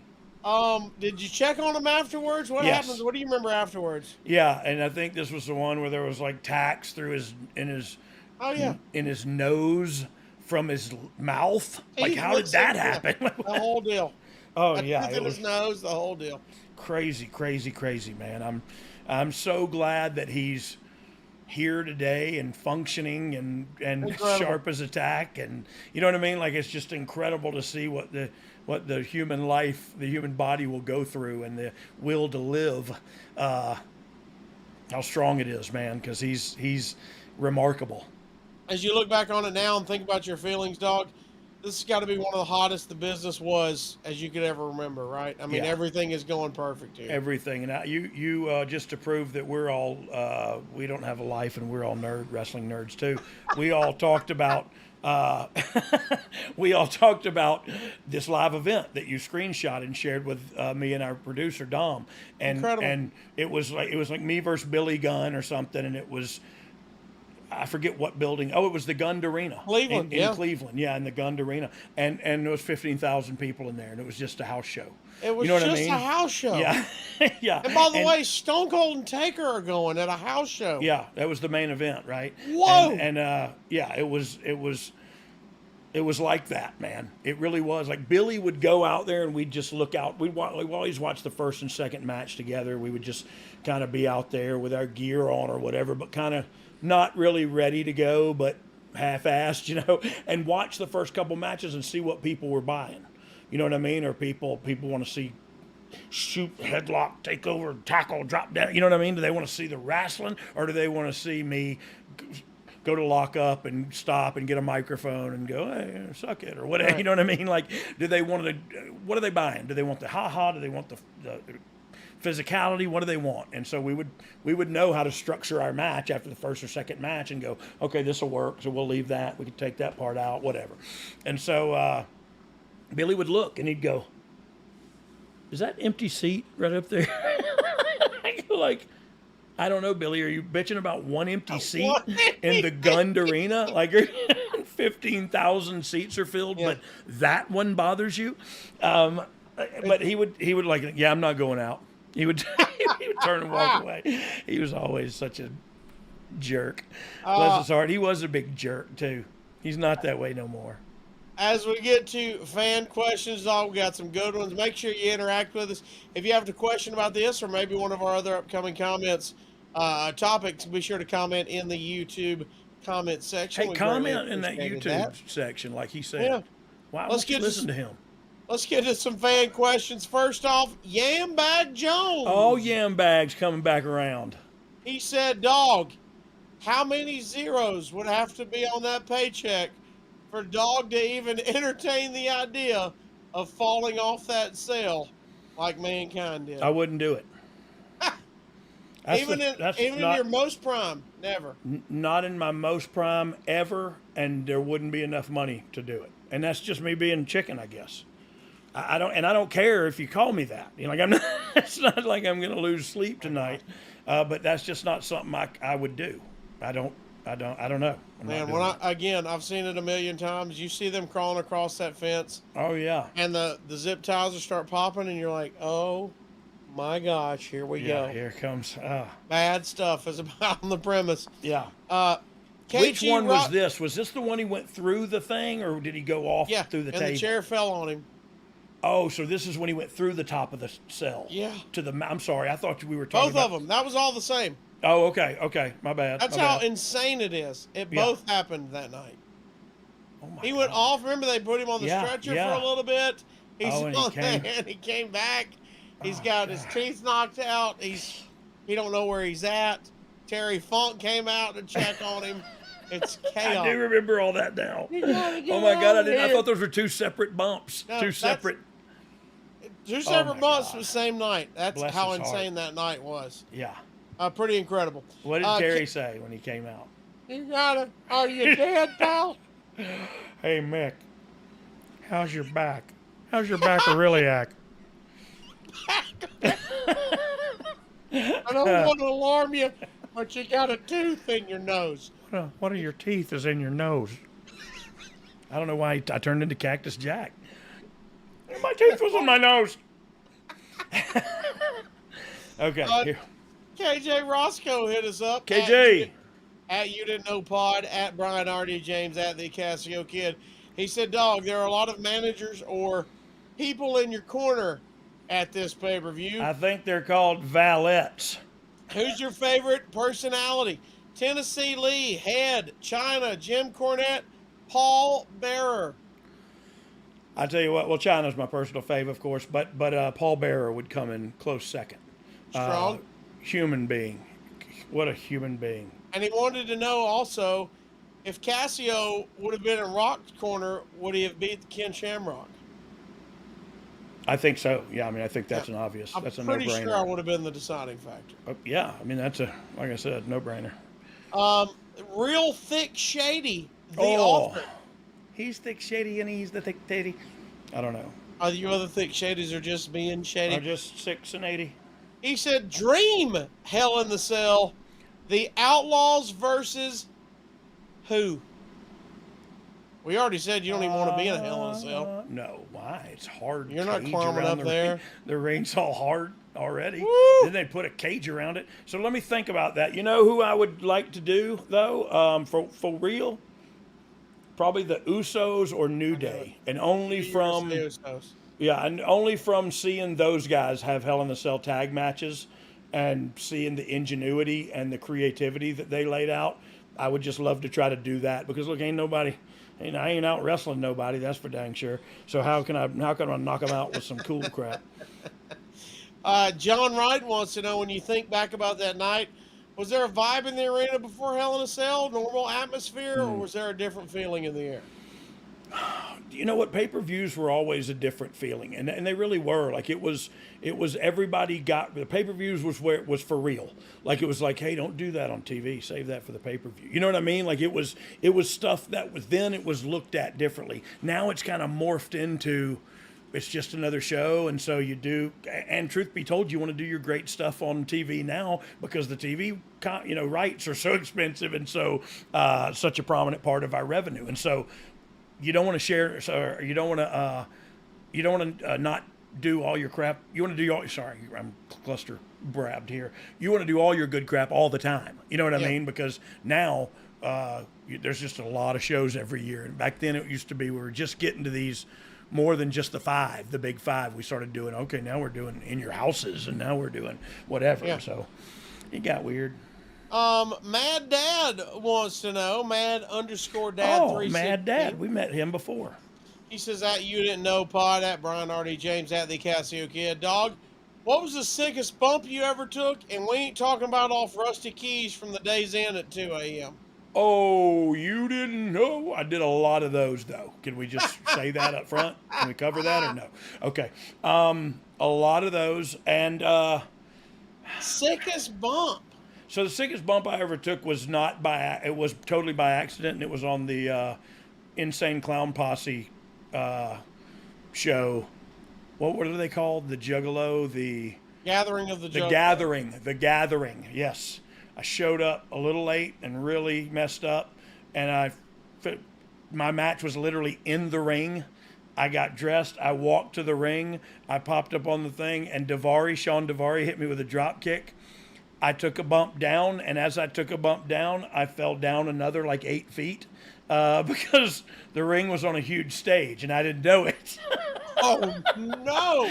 And I came up, and I was okay. I didn't get hurt, but I literally could not get back up on the stage that I fell off of because it was too high. Like, I couldn't get back up on there. So, it was crazy.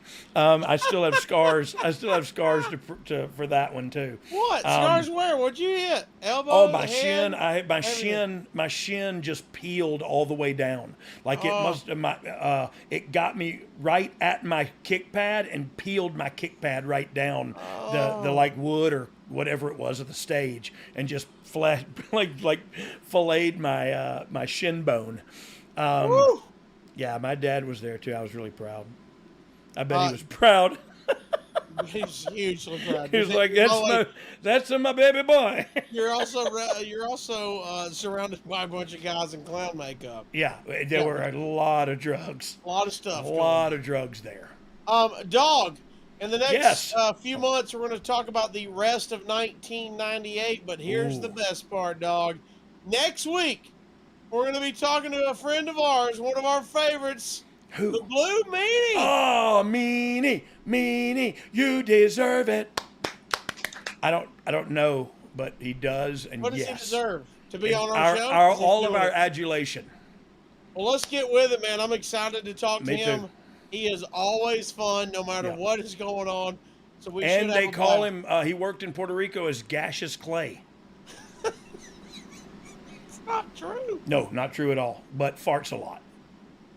That's where I was going. Very true.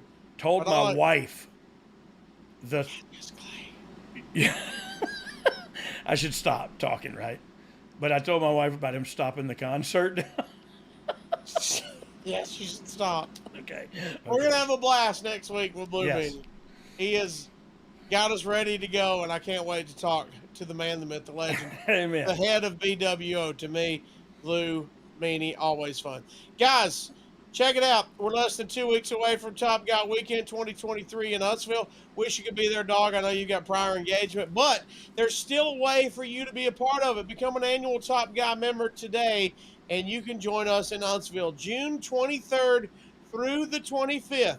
Sign up now, become an annual Top Guy member, and you get that exclusive invite down to Top Guy Weekend in Huntsville. Coming up June 23rd. Yep, coming up through soon. And 20 man, what a I mean, of course you could join us there and have a great time. And I said us, and I just meant ads-free family. But like what a value just the ads-free Yeah.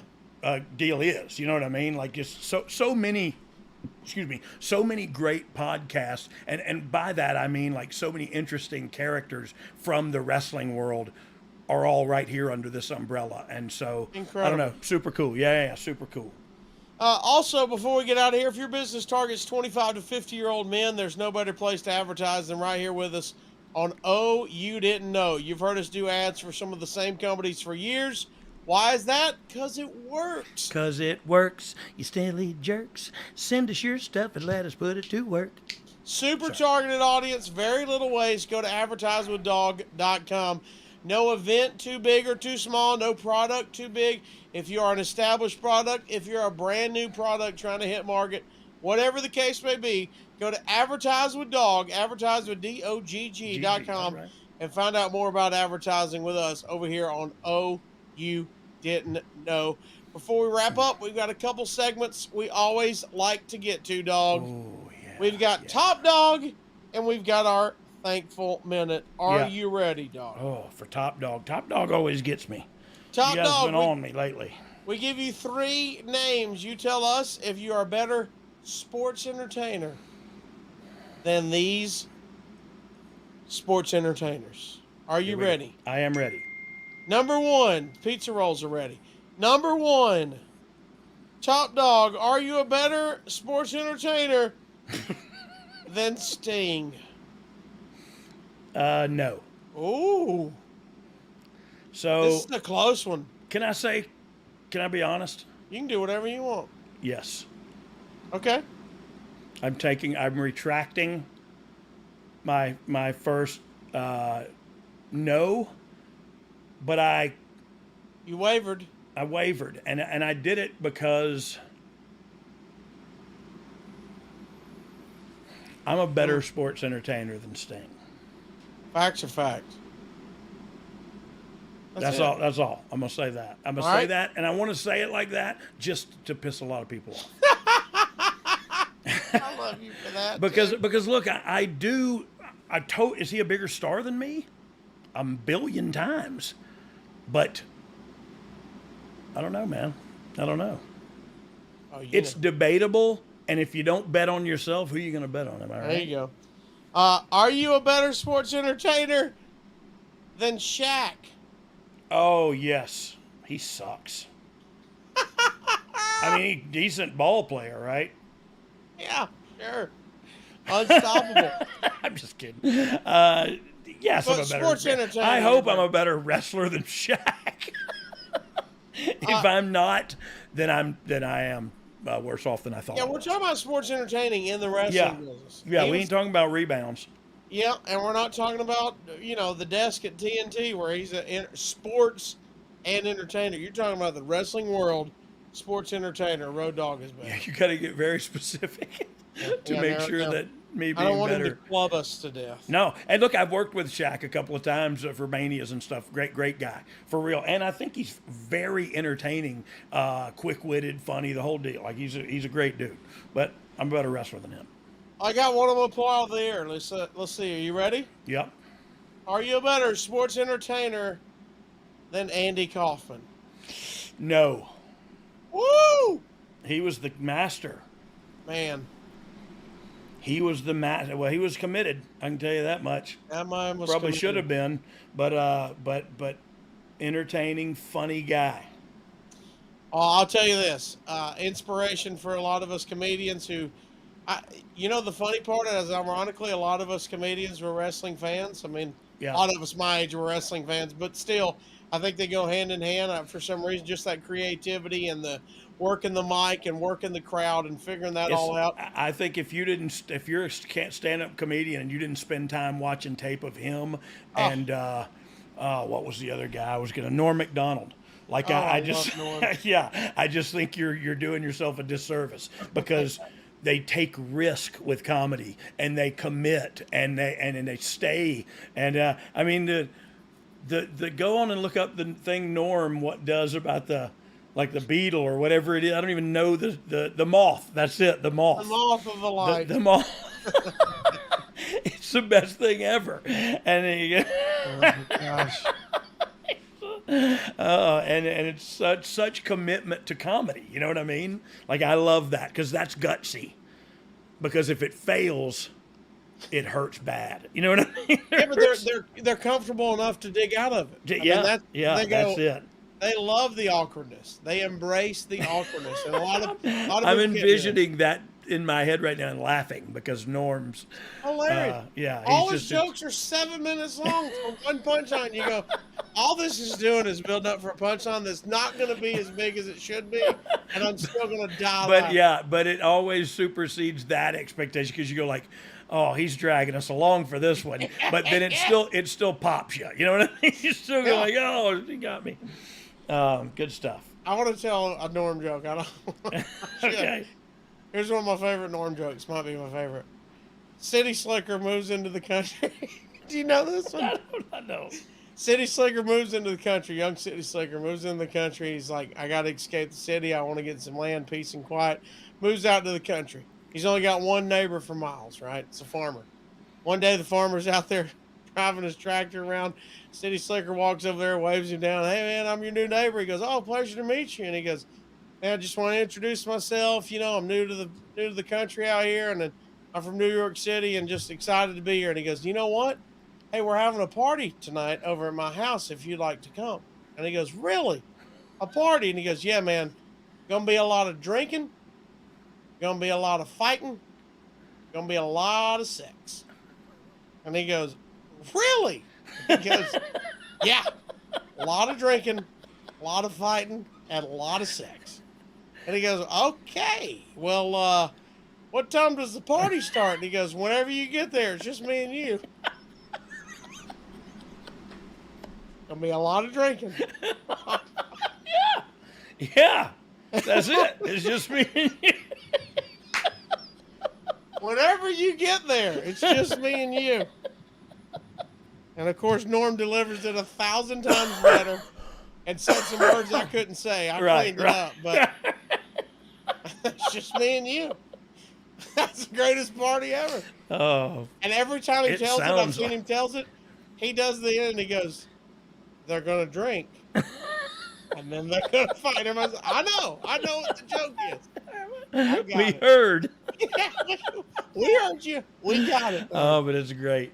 It's so funny. Also, before you get out of here and we get to Thankful Minute, make sure we are thankful. Look, we played it earlier. We showed our 5-star review of the week. Please leave a 5-star rating on whatever platform you are on. Like and subscribe.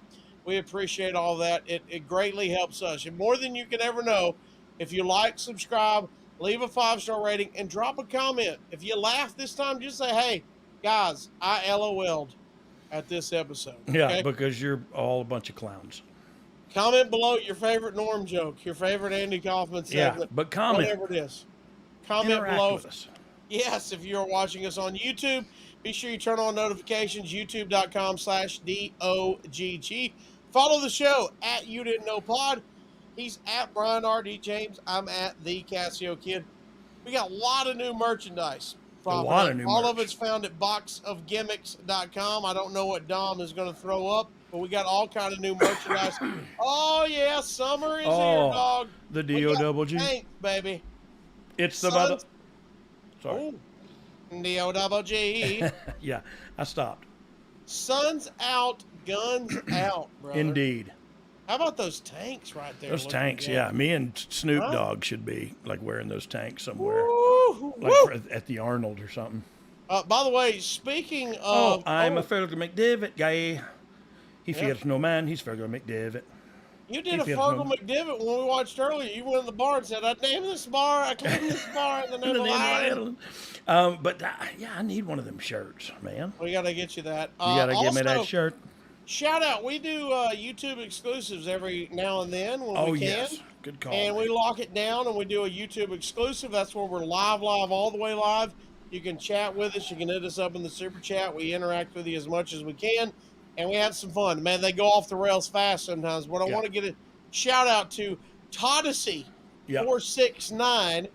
He hit us up, dog. Well, you in the said last- Todessy 467 was and 468 were taken, right? So right, he's the first Todessy 468 469. Odysseys were taken. Yeah, He just got so 468. obviously he's 469. Yeah, and he hit us up with the super chat. He had a great idea. He said, "Dog, you guys should think about doing pet items, leashes, collars, and even For canines, poop bags." poop bags. And we thought, man, that's a great idea. That's a great idea. Yeah, Thank you, thank you, sir. Odyssey. We're going to start working on it. And right as we were going off the air, he hit us in the super chat, and we missed him accidentally. Okay, Yes, and that's that is on me. That's on me.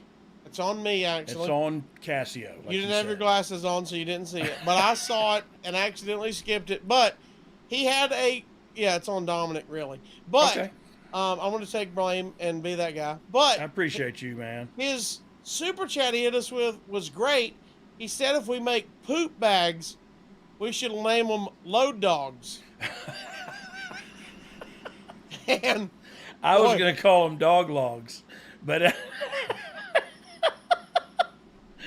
but I think load dogs. load dogs. Load dogs. Load dogs for This poop cat's bags good. is pretty good. Todessy 469 is good. If we end You're up good, making kid. those, he's Yeah. getting two Two load free dogs. turd bags, and I'm gonna poop in them for you, because that's the kind of. It's a road dog, load dog, just for coming in, sir. That's your reward. Thank you, Todessy. Thank you for that as well. Yeah, sorry, we missed you, dude. Thank you for doing that. Hey, And Mitch, we it was are a great gonna night. we are gonna show some. So we are gonna put up some merch of You dog. got to figure out how to get load dogs. Collars, leashes, the That's whole easy. deal. That's easy. Whatever We're we on can it. get. We're And dog, on. before we get out of here, a lot of social media these days and a lot of podcasts, a lot of whatever it is, Yep. does spread negativity. We like to spread positivity here, and Yep. that's why we try to end every show with a thankful minute. We put 60 seconds on the clock. Road Dog, you have 60 seconds Yep. to tell us anything in your world that you are thankful for. Spreading positivity and letting us all know, man, you always got something to be Always. thankful about. Always. So let's roll that bean footage, throw 60 seconds on the clock, starting now. Well, I often go to my family, but I don't know if I probably have. I do it all the time. But I specifically want to just say how thankful I am that I am married to the woman I'm married to and have been for 26 years. And today we got in a squabble. And I said things I didn't mean, and I said things that hurt her feelings, and I had to go back and apologize to her. And just the longer the day went on, the more horrible I felt about not being able to control myself when we were in a heated discussion. You know what I mean? And it's just, she doesn't deserve to be talked to like that. She doesn't deserve to be. She deserves nothing but my adulation. I used it earlier with Meanie, but she deserves nothing. She is my everything, and she always has been. I'm thankful for my wife. She doesn't watch the podcast, so this is not me trying to win her over. This is just me trying to clean up my side of the street. Hey, relationships are tough, brother. They're tough, man, but you got to work at them. That's Yeah. why they're tough, because they Yes. ain't easy. And I tell my kids this now, and it's I didn't know. Even though there was a book called Men Are From Venus and whatever the friggin' book's called, Women Are From Venus and Men Are From Mars or whatever, couldn't be truer. Couldn't be closer to the truth. Everything I think, she thinks the exact opposite. Like it is not to be mean. She just looks at life differently. She looks at things differently. She was brought up differently. So there's so many things you have to work at and meld together as a And it as never a unit. stops. And it doesn't ever stop. It doesn't ever stop. Look, were the fights we got in today like the fights we got in after this pay-per-view in '98 we just talked about? Heck no. They were a lot. It's a heck of a lot different. It's now like, well, I'm leaving then. And then 30 minutes later, like, I didn't leave, honey. I'm going to stay here. Is that okay? You know what I mean? Like, it's just very different. And so but yeah, just thankful for her, man. She's my rock on the reel. Well, brother, appreciate you talking to us, man. This has been a fun one. An absolute historic night. People still talk about this night and Yep. everything that went along with it. and it was fun catching up and kind of getting that storyline leading into. It's also really cool for me to have been a part of all that. You know what I mean? Because if you think about it, and this ain't a cut, this ain't a knock on me, but like that paper or that house show we looked at the other day was 15,000 people, or I guess it was today. But all those people were there, and I was probably the least known guy on that card. You know what I mean? Like I was just really blessed to be a part of all that and go through this time specifically in the industry. And so it's very cool for me to walk back down memory lane too. If I could buy a house on memory lane, I would put my money down and sign my name. I would buy that little house where it never rained. Sorry, I don't know the words, but something like that. Up? Something like that. No, it's a song. Well, it was solid. Yeah, it's by, I think, Old Dominion. I'm not sure. A new one. Yeah, it might be a new one. I'll have to check that out. Can't wait till next week. Y'all check it out. We'll talk to our friend Blue Meanie. Going to be filled with laughter, my friend. Filled with laughter. And by the way, he has a great story of him in the business. He's been involved with everybody. And I can't wait to hear him tell it. So like, subscribe, turn on your notifications. You'll know when that drops. Go to ad-free shows. If you want to get that early and ad-free, you can get that at adfreeshows.com, starting as low as $9 a month. Mr. Brian R.D. James, this was a fun one, brother. Yes, sir. Thank you so much, man. Thank you back in the production thanks, Dom. center. Put your pants back on. Which is your mom's basement. We appreciate that. I'm in my wife's office. I'm getting kicked out now so she can get to a meeting. This has been a fun one, guys. For Brian, for myself, this was a fun one. And if you didn't like it, we got 2 words for you. Suck it.